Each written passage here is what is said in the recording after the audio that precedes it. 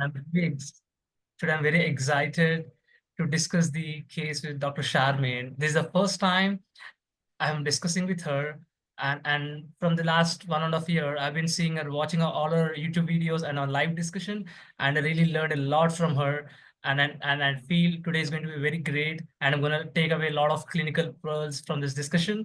And I really want to thank Simi and Saucin for doing the teaching point scribing, and one of our dear friend, one of the genius of the CP Solvers Academy, Lira is going to be present the case today.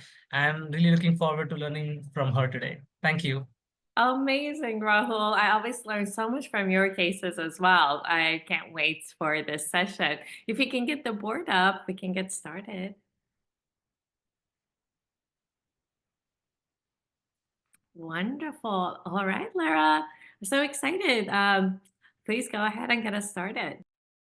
Yeah, I just have, before I start, I just have a quick disclaimer that I didn't take care of this patient. One of our team members, Alec, was kind enough to share this case with me, and just want to say huge thanks for him for being an active supplier of cases for VMRs for quite some time now, and for making the session happen.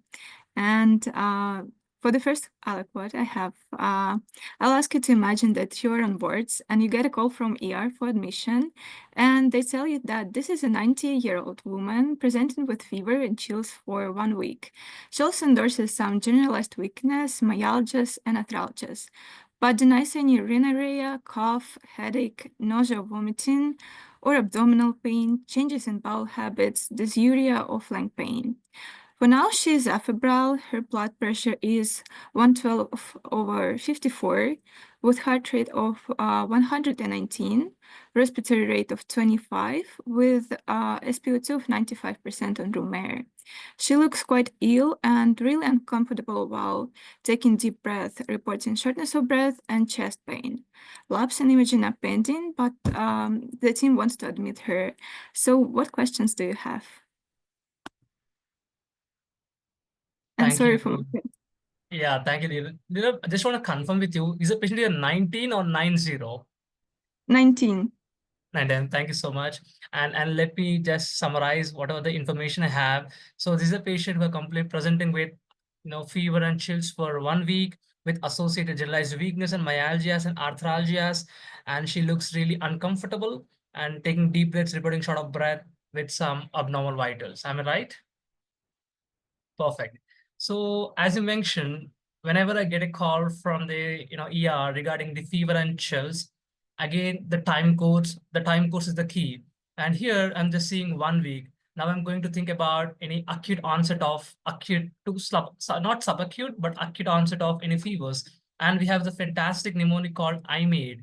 Like, is it am I dealing with any infectious processes or any kind of malignancy or autoimmunity and any other drugs, which I'm gonna get information based on the past medical history on by doing the medrec, and any issues with endocrine, and any kind of endocrinal pathology. But before doing that, I really want to ask a quick history. Whenever I see this kind of information, my reflex thought would be any ongoing viral infection. Like, does the patient have any exposure to the sick contacts? Where is the patient living? What is the occupation of this 19-year-old woman? Let's say, for example, if the patient is living in a dormitory in a college, the quick thing that comes to my mind is meningococcal infection, which is because that is really, really deadly and it's got a lot of other complications. And not only her, the healthcare staff and other people who are involved in the care also get affected. And I really want to take a detailed history whether the patient has any other footprints, any of the past medical history of autoimmune like lupus, because lupus, Sjogren's, or any kind, those kind of sarcoidosis and are pretty much more common in this age group. But I really don't want to entertain autoimmune or malignancy right in the first place. But I really want to take the detailed history on infection, and moreover, I really want to take an ask about recent any travel history, or whether the patient went on for a trip and there was an exposure to the Legionella, whether exposure to the walking pneumonia like mycoplasma, for which I really want to get, and later I want to comment on the vitals. But yeah, based on the history, based on the information I get, I'm going to quickly open my EMR and place all the orders. like CBC, and is there any, and just to make sure, am I dealing with any localized respiratory problem or else any consequence of the systemic issues. And moreover, and patient is looking uncomfortable, and look at the vitals. The patient is literally is uncomfortable with breathing rate of 25, and I really want to, fortunately, her she's saturating well, but I just want to make sure whether the patient is going to crash soon, and then I'm going to alert my ER team and other team just to make sure everything is okay.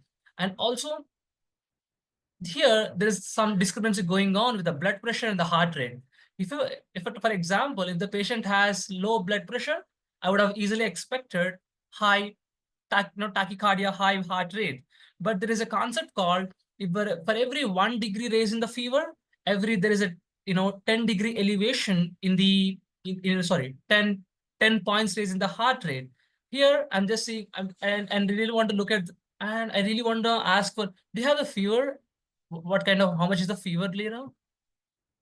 For now, she's febrile. Yeah, so she's afebrile, and she has some unusual tachycardia for me, because if the patient is, if the temperature is around 101 or 102, then I would say, okay, let me relax and just figure out what infections going on. But here now you're saying afebrile, maybe the patient would have got some kind of paracetamol or in a Tylenol infusion for the fever. And for me, now I really want to focus more on the respiratory system, because the patient also has deep pain on deep breathing. That really gives me the clue of 4 P's. Am I dealing with any pericardial pathology like pericarditis and pleuritis, and any kind of pulmonary embolism or pneumothorax? For me, pneumothorax is less likely, because the patient is, has acute hyperacute exacerbation of symptoms. And now I'm gonna layer my other differentials into pulmonary embolism. I'm gonna ask whether the patient is fitting under the Wells criteria, I guess, and I'll quickly open the chat and see if the patient has greater than 4 points, just to have the high pretest probability. And if yes, I'm gonna order a quick D-dimer test and then go from there. And again, I have pericardial pathology, and Rabi really taught us are the two important things: how to differentiate between pericardial pathology versus pleural pathology, like pleuritis or any other complicated, pleural effusions. If the patient is complaining of chest pain in the middle of the thorax, which is aggravated by deep breathing, then I'm going to think about pericarditis. If the patient is if the patient is shifting a pain to the lateral sides of the chest, and yeah, in that sense, I would think of pericarditis, pleuritis. So those are my initial thoughts. Sharmin, what do you think? Rahul, you're so brilliant. That was so, so, so good. I loved I loved how you walked us through this case, thinking about first kind of the time frame of her presentation, and also really trying to make sense of the vital signs, which are vital, and also like the 4 Ps, thinking about like, okay, there's a lot going on. What is our center of gravity? And given her like chest pain and shortness of breath, really, really thinking about like a pleuritic chest pain and thinking about your 4 Ps. That was absolutely brilliant, Rahul. Like you discuss cases like you've been doing it for years. It's such a pleasure listening to you dissect the case. And I have very little to add. I think I'm struck by the fact that she's 19 years old and is very sick appearing. And I can understand why the ED from the get go wants to admit her. And that has me worried, because if you think about like young folks, they don't like coming to the emergency room, they don't like hospitals. So for her to present, that already should raise our suspicion that is something sinister that may be going on. And I'm to be honest with you, I'm having a little bit of a hard time really understanding where the center of gravity in this case is, right? Is it someone who's had like a viral syndrome, and now we're dealing, as you mentioned, with the complications of it, of like thinking about like, a pericardial disease like myopericarditis, or like a pulmonary embolism? Or is this all part of the same syndrome, with the myalgias and arthralgias? I'm just like, is this the flu that is complicated by something else? Or is this like all more like an inflammatory syndrome? All I can say is that like this is a 19-year-old coming in with like an inflammatory syndrome with some signals that pulmonary cardiac systems are the ones that we need to investigate a little bit more by, like, as you mentioned, getting labs, getting our chest x-ray, getting a little bit more data. I'm not surprised by the tachycardia, to be honest with you. And someone who is like younger, they tend to have more reserve and just be more tachycardic. However, we have to, as you mentioned, explain the tachycardia. Is it because she is hypovolemic? Is it because, she is a septic of some sort? And their young folks, especially young women, blood pressure tend to run on the lower side. And the last thing, that it's going to be really important for us to make sure we have the context correctly is like, who is this 19-year-old, right? Is this the first time she's presenting to care? Does she have some chronic diseases that kind of help us better inform what type of pathology we need to worry about? But I think, as you mentioned, I love that you deprioritize like malignancies and autoimmune, even though she is at an age that a lot of autoimmune diseases can show up, is because inflammatory syndrome in a young person is infection, infection, infection until proven otherwise. So I'm really excited to learn more about this case from Lara. Yeah, so great discussion. So you go to see the patient and you found out on additional review systems that she didn't notice any recent weight loss or gross hematuria. She also endorses some hair loss, but denies oral ulcers, photosensitivity, or Zika symptoms. And she also denies any recent sick contacts or travel. And she also endorses some mild sore throat. On her past medical history, you found out that she has type 2 diabetes mellitus with a last A1C level of 6.6%. She doesn't take any medications regularly and has no allergies. She doesn't have any history of smoking, drinking, or recreational drug use.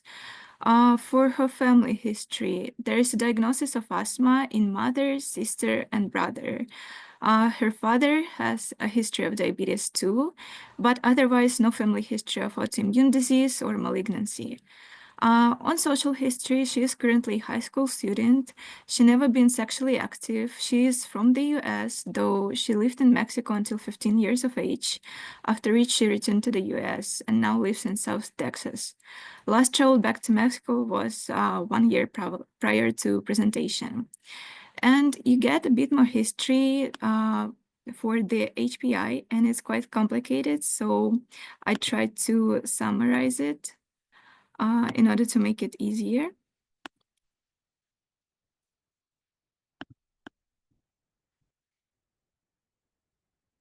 So you found out that 6 months ago, she also had an episode of similar flu-like symptoms that took a couple months to resolve.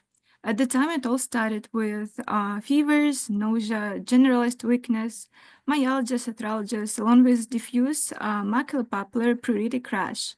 She was diagnosed eventually with COVID, and otherwise infectious and autoimmune workup was negative. CT chest was non-specific, and she was discharged home once vitals stabilized, but without complete resolution of her symptoms. In the following month, she continued to have severe body aches, for which she represented to another hospital, and she reports having some biopsies done, but she wasn't sure of the results. She thinks she got some symptomatic treatment, which helped some, and she was eventually discharged without knowing the certain cause of her symptoms. A few weeks after being discharged, she reported that her symptoms resolved spontaneously and didn't bother her for a few months. And during this asymptomatic period, she was following up with her PCP. She received no treatment, but they found out that ESR was elevated during this whole period of time. And then, over the past week, the symptoms began to return, though this time they were a bit less severe than prior. And given that she continued to feel worse, she decided to come in and seek medical care. And that's it for this aliquot. That was such a brilliant presentation of the past medical history with the timeline. Thank you so much for walking us through that and make it so clear. That was amazing. Thank you for putting that time and effort in. All right, Rahul, what are your thoughts? We got a lot more information. Yeah, thank you, Lira, for putting all the complex information into nice tabular format. where you're able to absorb all the information. And now, as we thought, initially we thought it could be of any infectious processes. But for me, right, I'm staying with the infectious, but at the same time, as Lera pointed out about the significant past medical history with with the history of COVID, and then followed by subsequent persistent body aches, then followed by the elevated ESR, that is giving me a clue of autoimmune disease. Like, for example, any kind of post that any infection like COVID in this patient has triggered any kind of autoimmune etiology, like it could be lupus. And I really don't know. My knowledge is very limited in what organisms and also what those organism could really precipitate all those autoimmune conditions. But I really want to consider an autoimmune etiology, and it could be lupus too, but I'm not seeing a persistent rash, but the presence of body aches, myalgias, and the presence of the chest pain, as we thought it could be of any pericarditis, like any as it involvement of serositis still is common in lupus. And that is something I'm thinking. But also, as Yusuf also pointed, it could be of any adult onset Still's disease, like if the patient has, as we follow the Yamaguchi's criteria, and the patient has persistent fever, any kind of elevated ESR, and the presence of any and evolving rash. If you put all the symptoms together, but right now I really don't want to speculate all the information, but I'm just still considering any kind of underlying autoimmune conditions, and also based on the past medical history and the A1C 6.6, and the diagnosis of asthma is interesting for me. Does the patient have any other exacerbation of asthma, like two-hit hypothesis, but the patient has any kind of autoimmunity trigger along with ongoing respiratory symptoms, maybe presenting with this kind of complaints. But right now, my mind is haphazard. I really don't know. I'm just looking for the what kind of problem I'm trying to solve. And what do you think, Charmin? Please help me in filling my knowledge gaps. Hey, you don't need any help, my friend. You are doing awesome. And I totally agree with your reasoning that, as this becomes more chronic or like subacute with this kind of waxing and waning presentation, it sounds like, she never really went back to her normal. Like she's continued to have some body aches and body pains. And then she has this like episodes of like exacerbation of whatever this a chronic inflammatory syndrome is. And I'm right there with you. Like, we don't really have. We don't know exactly what problem we're trying to solve, hence we're having a really hard time, and that's okay. I think like the most important step when it comes to clinical reasoning, we just have to figure out what problem we're trying to solve, and trying to really figure out what is the problem here. And from what I gather from this history, I agree with you that autoimmune diseases rise at a higher level. And to answer your questions about like, what type of infections, to be honest, the way I think about it is that like any infection, especially like viral, can trigger an autoimmune disease, whether autoimmune disease, especially like in a young person. And I think like lupus is a great one to consider, given how different it presents in different people, like the lack of rash. I've always been humbled by lupus. However, I wonder what to make of this body aches. So, but the thing that I would do is actually get a CK to see, are we dealing with an inflammatory syndrome that also has a signature in the muscles, right? Is it a myositis type picture? And I think like our job next is to really do a thorough exam to see kind of like head to toe, what signatures or what signs can we figure out, is there any rashes? Is there any arthritis that we can see? Is it like big joint, small joint, muscle pain?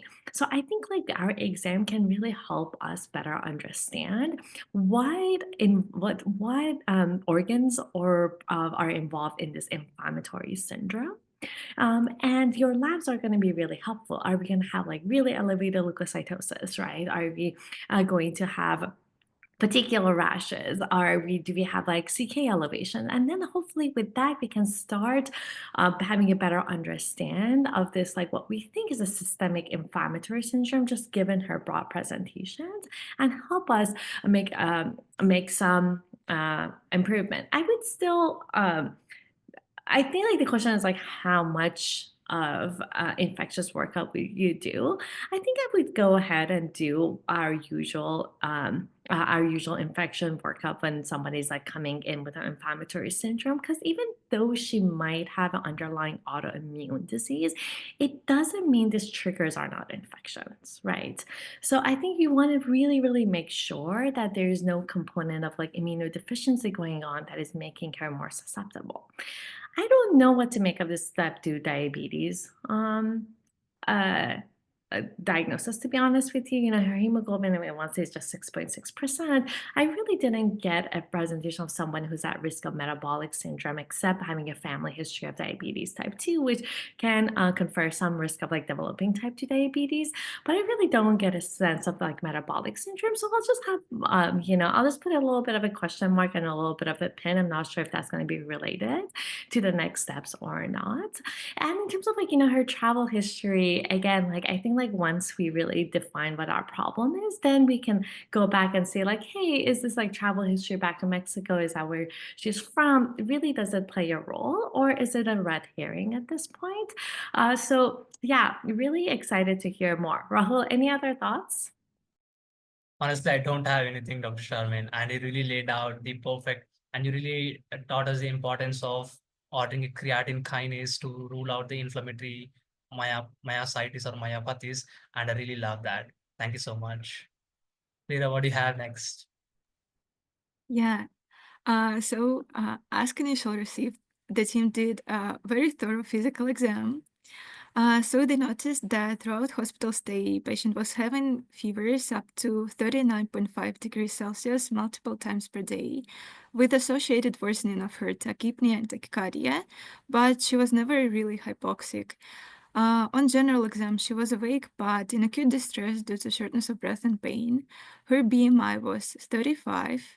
There were no signs of jaundice, cyanosis, or peripheral edema. She didn't have any rashes at the time, and no significant lymphadenopathy was found.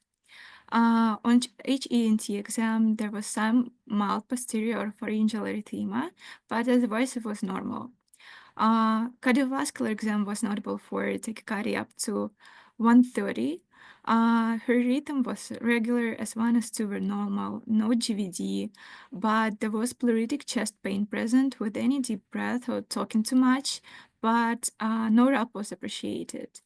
On pulmonary exam, there were bilaterally diminished breath sounds or the lung basis, but again, no apparent pleural friction rap or crackles. Her abdomen was soft, non-tender, without evident hepatosplenomegaly, masses, or ascites. Neuro exam was normal, and on joint examination, it showed mild synovitis in small hand joints and also tender knee and ankle joints, but the range of motion was intact. On maxil exam, she had 3 out of 5 strengths in proximal lower extremities and 4 out of 5 in symmetric elsewhere. And also patient noted pain with movement and required assistance to ambulate due to it. And also some basic labs. CBC showed white blood cell count of 19.5 with 89% neutrophils and slight monocytosis. Her hemoglobin was 10.7 with MCV of 75.2, and platelet count was 278. Metabolic panel was notable for sodium of 129, potassium of 3.3, chloride of 93, all were decreased, calcium of 8.6, magnesium of 2.6, which were both normal, glucose of 117, BUN of 9, creatinine of 0.7, AST of 46, which was mildly elevated, ALT of 18, alkaline phosphatase of 85, total bilirubin of 0.3. Total protein was 8.1, with albumin of 3.6, which was mildly decreased. Her ESR was 93, with a CRP of 27.5. ECG was done due to presence of chest pain, which showed just sinus tachycardia. Her troponins were also negative. Urinalysis showed 1+ protein with concentration of 0.7 grams per liter, but it was likely contaminated, and otherwise it was normal. No glucose, trace ketones, 3 red blood cells, and 3 white blood cells per HbF with negative nitrates. They also did some basic infectious workup. At this time, respiratory panel was done, which included influenza A, influenza B, RSV, and COVID PCR, which were all negative. Serum HCG was also negative. TSH was also normal, which was 1.27. B12 level was slightly low, and her procalcitonin was high at the level of 0.34. And I'll stop there.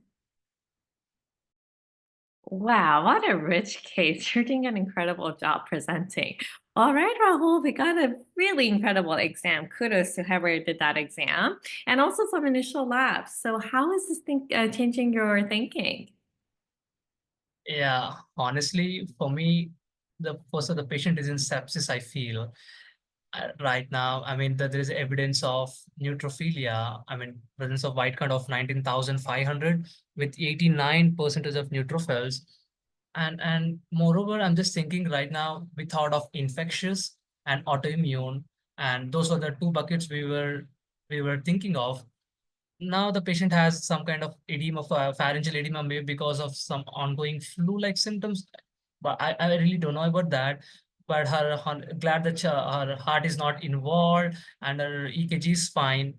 But honestly, I'm not getting any information on the abdomen, but there is an evidence of bilateral diminished breath sounds over the lung basis. Maybe that could be of any kind of atelectasis or any kind of fluid accumulation within the pleural cavities causing the uh, this kind of examination findings. For that, I really want to get a chest X-ray just to make sure the patient does not have, and just look for the CP angles and any tracheal deviation and that. And moreover, there is evidence of arthralgia. There is no, and there is a range of motion is preserved, but the muscle exam is really interesting for me. And there is evidence of proximal muscle weakness in the 3/5 in upper and lower extremities, and it is indicative of proximal muscle weakness. And we can think of like any kind of endocrine issues. Maybe for that, you can think of any, you can get the TSH or the thyroid panel, any other autoimmune and any kind of adrenal insufficiency, not adrenal insufficiency, but any kind of hypercortisolism symptoms. But moreover, the patient could have, in as you mentioned, it could be of any inflammatory myopathy. Like I really don't know the demographics of the dermatomyositis and polymyositis, but I really want to keep that in back of my mind. And there is a recently interesting thing which was Noah and Ravi discussed about a typical I think it was a case of necrotizing myopathy where there's a severe inflammation of the muscle tissue, whereby leading this kind of symptoms. So those are my thoughts, Sharmin. So what do you think? Yeah, absolutely brilliant. So we're getting a little bit more clarity with the exam, right? So, inflammatory syndrome involves kind of sounds like symmetric small joints and questionable with like this proximal muscle weakness, or we also have some neuro versus like muscle involvements, and yeah, like that. CBC and that leukocytosis, it is concerning for a bacterial infection. Again, we want to rule out infection and infection and infection. The issue with the infection is that I don't know what I'm really treating, right? Like, what is the focal sign? If you're talking about sepsis, is it secondary to a lung infection, urinary source? Nothing really has struck, has stand out so much, because the question is like, okay, if you're worried about this is a sepsis, you want to do empiric antibiotic, what antibiotic you would put on. And I'm not sure exactly what I would be treating, right? So sometimes like you just need more data. And in someone who's like hemodynamically stable, it's okay to wait and have that as your contingency plan, that like, hey, if patient is like becoming worse, start broad spectrum antibiotics. But to me, even though like, yes, we are worried about infection, I'm not sure what I'm treating. The ProCal is interesting. You know, the way ProCal studies have been done is it not really in this settings. And it just tells me that, like, okay, there's some lung inflammation is going on. What causes it? I don't know. Is it bacterial? I don't know. So I'm not sure if in this context of this patient, is the right context to interpret that. However, one thing that I would do in a setting of someone who's coming with tachycardia and pleuritic chest pain, you just want to make sure this a patient doesn't have pulmonary embolism. That explains her a pleuritic chest pain. It might be just we're dealing with like a serositis type thing from a lupus, for example. However, I think things first, ruling out pulmonary embolism. So I would consider getting a CT, and especially in the setting of a pregnancy test that was negative. Thank you to the people who did that. I would just like get a CT with a pulmonary CT. And that gives you like a little bit more information about the lung parenchyma as well. Is there any nodules involved? Anything else that can help us make like more progress? The pattern of her small joints is quite interesting to me. I often think like, you know, RA is notoriously like has like small joints involvement. I think psoriatic arthritis can do it. The couple of things that, you know, in a young person you always want to consider is like reactive arthritis, gonococcal. It might be a gap in my knowledge, but I don't really associate them with like kind of symmetric small joints involvements. So, so that makes it like a little less likely to me. Small joints tend to have a lot of like autoimmune flavor to them, the diseases that cause them. Again, somebody please let me know if I'm wrong.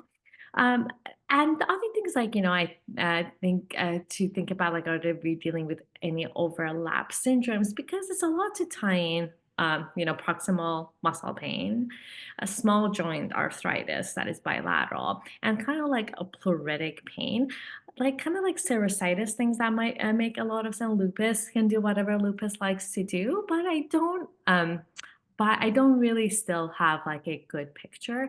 I think like still disease is always kind of diagnosis of exclusion for me. So, you know, where to go from next? So Rahul, if you're taking care of this patient, like what is your next step in like trying to figure out what the diagnosis is? As wonderful thoughts, Dr. Sharmin. As you mentioned, first of all, I really want to get the creatine kinase Mhm. just to make sure what kind of muscle involvement is this, and is there any evidence? And if the creatine kinase is too high, and I really want to protect my kidneys first, and by giving the IV fluids, and then and as you then based on that, and maybe you can get a CT, as you mentioned, CT pulmonary angiogram, just to rule out any pulmonary embolism. And after that, again, it's better to send a blood cultures before giving any antibiotics because we are still considering any possible bacterial infection. And then later, I really want to entertain all kind of autoimmune workup. And, Mhm. and Ravi really and taught us one day that, it's very, it's very complicated to make that decision if you really want to, entertain all kind of autoimmune workup when you're thinking of an infectious, because there are a lot of overlap between the labs.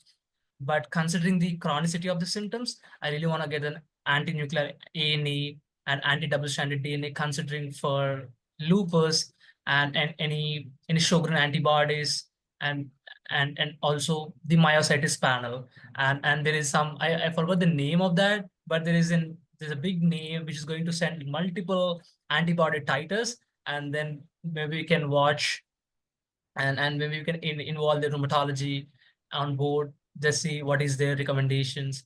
And yeah, those are my thoughts, Charmin. Beautiful. Yeah, I absolutely love that. I think like yeah, getting some chest imaging and getting that CK would be really helpful. The only like thing that I might just modify would be just like waiting for the CK to come back. Because if the CK is like normal, then you really the chances of this being myositis becomes a lot less. So then you can just like save sending out the myositis panel. But I agree with you in the sense of like setting ANA, the complement levels to get that process started. Again, like given just kind of like this pleuritic chest pain, lupus is always on our mind, and just given the kind of what we think is a multi-system involvement. And yeah, I love how you think, Rahul. All right, back to you, Laura. So you both were right on point. So first they checked BNP level, which was normal. TTU was also done, which was unremarkable. It showed left ventricular ejection fraction of 60% and no evidence of pericardial effusion. Then they did imaging. They did CT, chest, abdomen, and pelvis, which showed no evidence of PE, but it revealed bibasilar subsegmental atelectasis, which Rahul also mentioned, but no evidence of infiltrates or pleural effusion. It also showed hepatosplenomegaly and diffuse lymphadenopathy, and most likely differential was infection, autoimmune pathology, or lymphoma/leukemia. Then they proceeded to infection workup.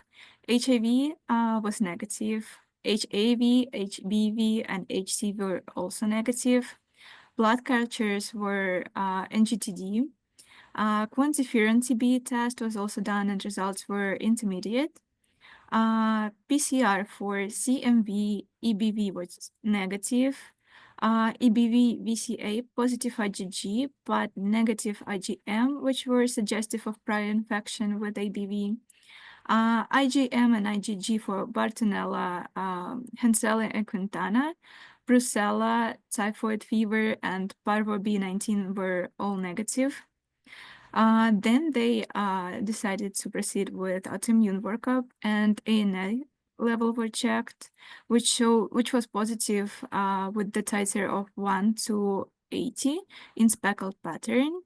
CK level, which we all asked about, was normal, but given the presence of muscle weakness, aldolase level was also checked and returned elevated at the level of 16.5.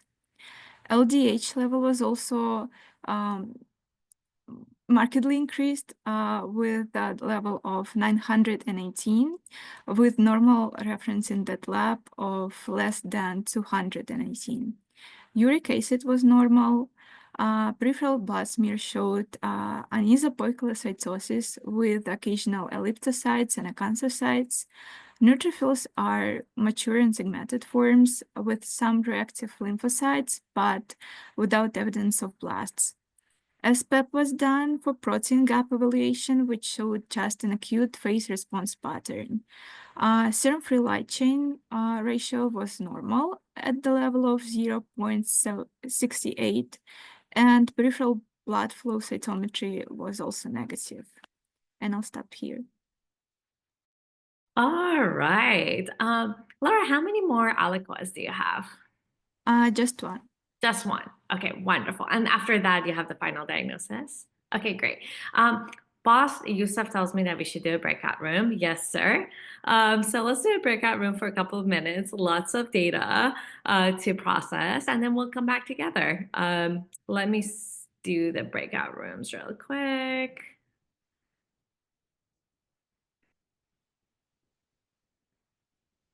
All right. Oops.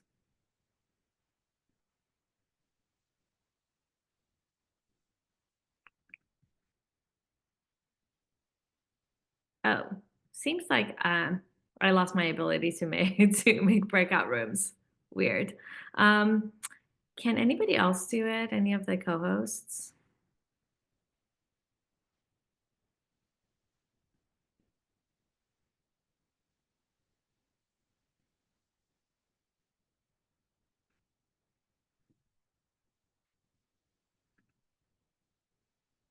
Hmm.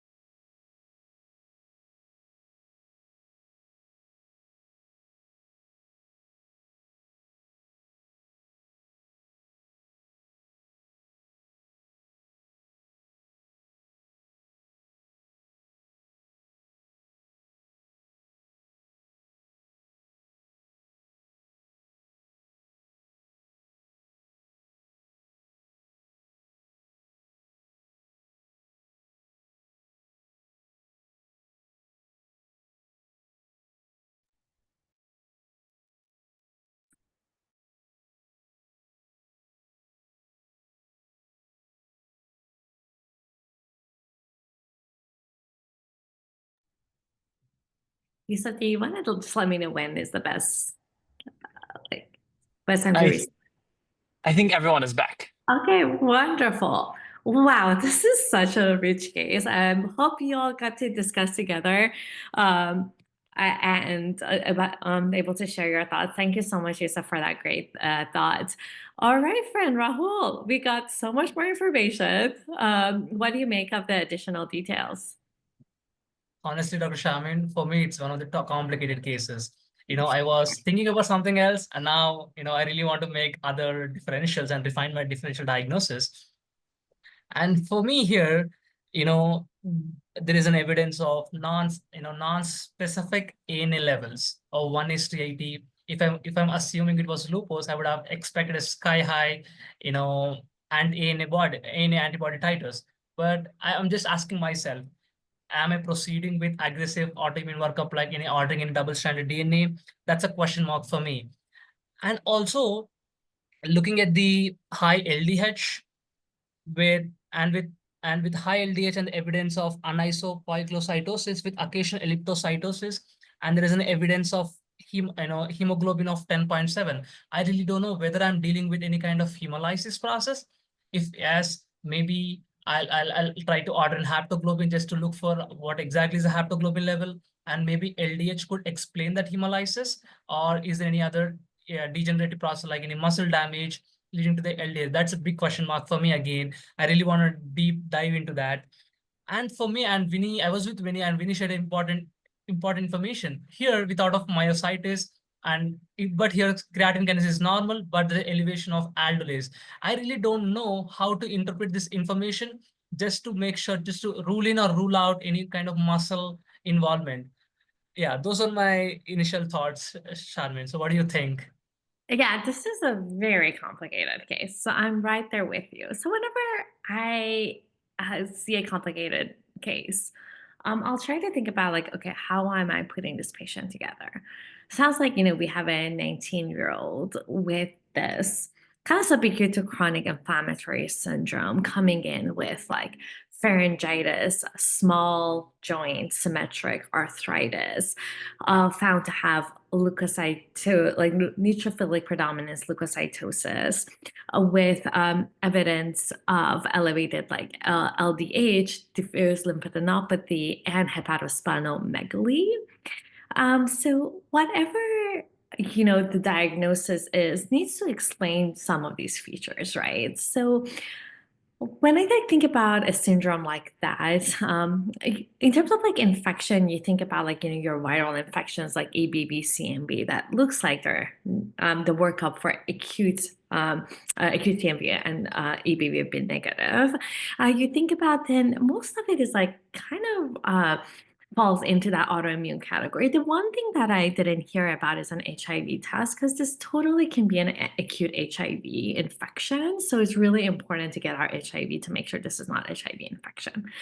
And then after that, then other one that is not in the autoimmune category would be a lymphoma. And given like the diffuse lymphadenopathy, if like HIV test is negative, I would think about like getting an excisional biopsy of one of those lymph nodes to make sure you're ruling out a lymphoma.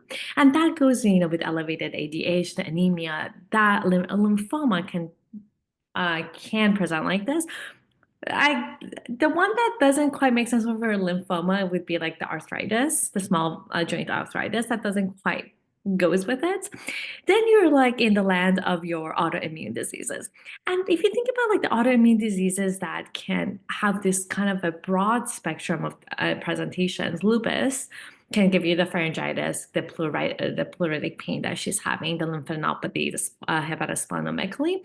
There was a couple of RBCs in her urine. Don't know what to make of that. Sounds like, with the normal creatinine, we're not that much worried about glomerulonephritis, but that's something to trend and keep an eye out every time you worry about lupus. And the other one, again, the one that you already mentioned, and the one that for me obviously the diagnosis of exclusion is a Still disease. With like adult onset Still disease, you have the pharyngitis as like most patients do.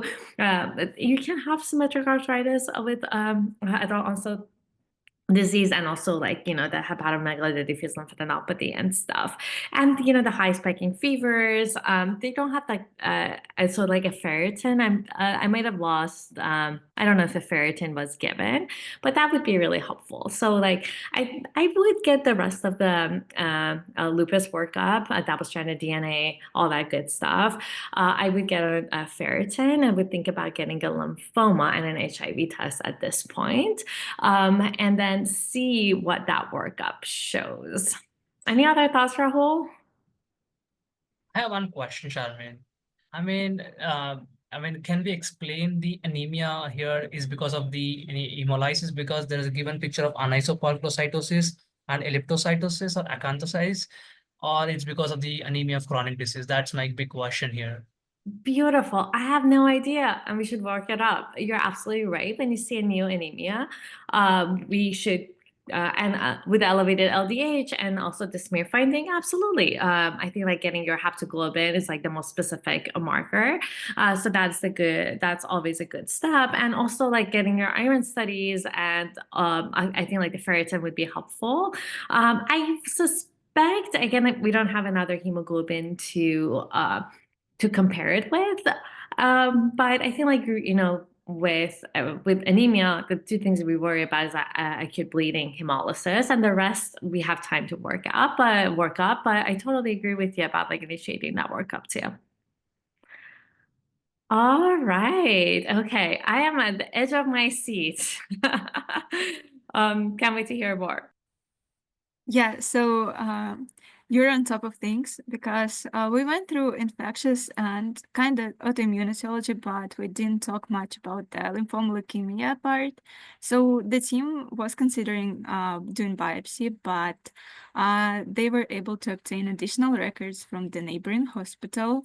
And during the first hospitalization, the patient had actually a bone marrow and core inguinal lymph node biopsy, which were unrevealing.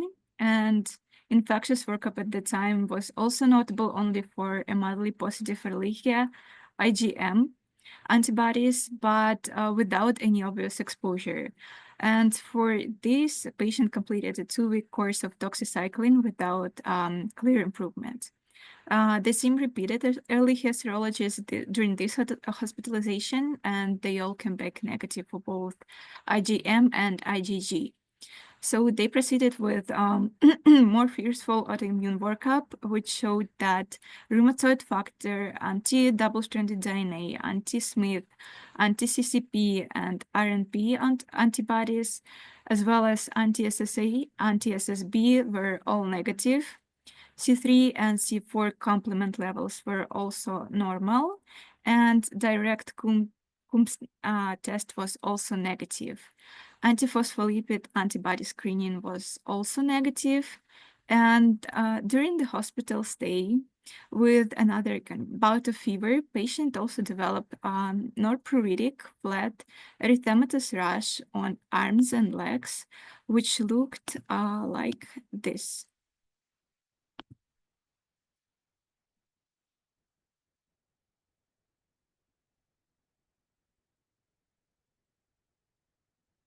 And I'm gonna pause here. Wow.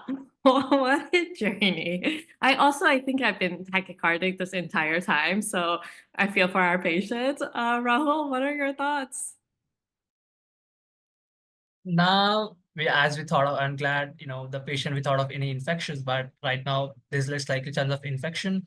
But the given and negative lupus, negative Sjogren's, and other and rheumatoid arthritis, and which is very uncommon in this age group, and with a given fever, like and Cotorian fever with the presence of new onset rash, with the presence of neutrophilia and hepatosplenomegaly and lymphadenopathy, with presence of serositis, and all these things, if I put together, and after ruling out other possible autoimmune / infectious / malignancy, I would consider adult onset Still's disease. And I'm gonna pull Yamaguchi's criteria or any other adult Still's criteria and see whether the patient is scoring good for Still's or not. If, as again, I really want to take an opinion from the rheumatology, and then get an also the ferritin level, because ferritin will be sky high, and along with, and the patient also has elevated ESR and CRP. That really makes me to worry about Still's disease. Yeah, what do you think, Dr. Sharmin? I could not agree with you more. I think it's like from the get-go, and when we got the leukocytosis, it sounded like Still's disease. However, I think that is the most important thing when it comes to Still's disease. You really, really, really have to uh, rule everything else out, because at the end of the day, Still's is a clinical diagnosis, right? As you mentioned, like the Yamaguchi criteria, yes, ferritin, elevated ferritin is supported, but all of this come together when you have ruled everything else out. And with they did a really great job of working up the other autoimmune diseases, and also like a malignancy and infection. So I agree. I think I especially with kind of that salmon colored rash. I was like, it would be great if you develop a rash. And she does. I think like adult onset Still's disease makes the most sense to me as well. All right, Laura, can't wait to learn from you. Yeah, so as you all asked, they checked the ferritin level, which was more than 7,500, and they usually it's not measured about this level, but once the lab measured, it peaked at 22,000. But not only ferritin was high, triglycerides level was 361, with normal being less than 150. And so since there are no single confirmatory test that we can order and diagnose AUSD, based off the presentation and Yamaguchi criteria, which you all mentioned, in the setting of elevated ferritin, have actually a sensitivity of 100% and specificity of around 97%. The team felt that the final diagnosis was adult onset Still's disease complicated by macrophage activation syndrome, which is basically the same as HLH, just another name that used to name the HLH that develops secondary to any rheumatic disease process. And the H score shows 93/96% probability of HLH in this patient, even without known fibrinogen level and profound cytopenias. Plus, actually, if we're talking about cytopenias, the CBC can be kind of normal, and cytopenia is not evident initially due to leukocytosis and thrombocytosis attributed to Still's disease itself. And potential trigger, as again you all mentioned, was likely the COVID infection, though it's hard to prove. And it's like a known fact that infections can trigger autoimmune disease, and Kirtan actually presented similar case of AUSD triggered by mycoplasma infection on December 25th. Yes, that was the case. Wow, Laura, what an incredible case. And your presentation was just expert level. The way you included the timeline, how you divided aliquots, and it really, really allowed us to have a really rich discussion. And the teaching point at the end was just spectacular. Thank you so much for putting it together. Rahul, any other reflections? Leila, thank you so much for putting all this together. It was such a complicated case and such a complicated HPI, but it was like like a poetry for me. And yeah, but I really learned a lot about Still's disease. As you mentioned, Kirtan presented a case to Reza and Sharmin, I guess, if I remember. Yeah, it was mycoplasma complicated by adult onset Still's disease. But again, as we did learn in rapid fire sessions, I just want to give one more point where I will learn from Rabi. Whenever there was a session we did on splenomegaly, and Rabi asked all of us that how you're going to make a progress on splenomegaly. And in that sense, CPC really helps. It's a great tool in narrowing our DDX. Here there's splenomegaly and there's a presence of neutrophilia. In that sense, we can think of infective endocarditis, where you can send the blood cultures and start the antibiotics. And other thing would be the adult onset Still's disease. Yeah, but it purely reflected all the cases I've learned from the Kirtan and Rabi. But thank you so much, Dr. Alec, for putting this and taking care of this patient. And yeah, it was pleasure discussing with you, Dr. Sharmin, and I really learned a lot and how to order an HIV infection. I really don't, and Yusuf always says that you have to order an HIV test, but I always forget that. But I'll try to remind myself to order HIV in the kind of situation. Yeah, I really want to thank Simi and Sausin for doing the scribing and teaching points. Such a lovely discussion today.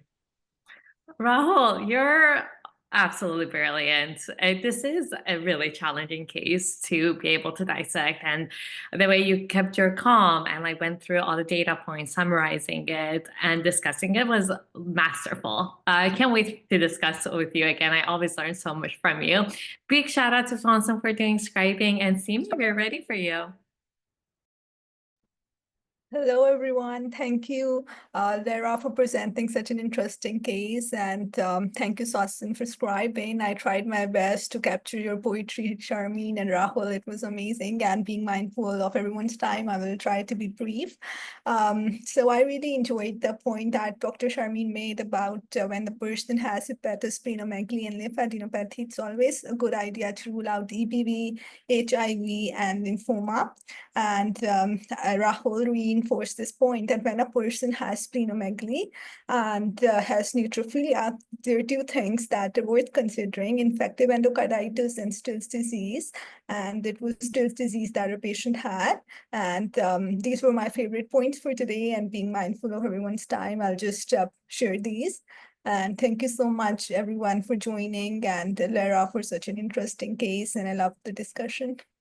I really appreciate you, Simi, for highlighting the ones that stick out with you. I always say, like, short and sweet, it's the best. Thank you so much, all. Have a good one. See you tomorrow.